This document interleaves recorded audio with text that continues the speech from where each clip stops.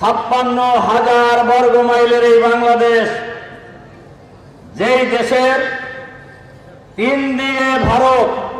একদিকে বঙ্গোপসাগর, এই দেশটা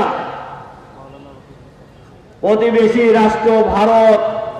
বাংলাদেশকে সকল সময়ে তাবেদার বানিয়ে রাখতে চায়। বিশেষ করে এই যে বিদায় নিলেন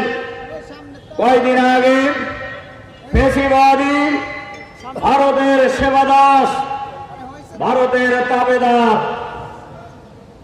ফ্যাসিবাদী ডামি প্রধানমন্ত্রী শেখ হাসিনা সরকারকে তারা তাদের তাবেদার বানানোর জন্য সবচাইতে বেশি গুরুত্বপূর্ণ এবং উপযুক্ত মনে করেছিলেন, যার কারণে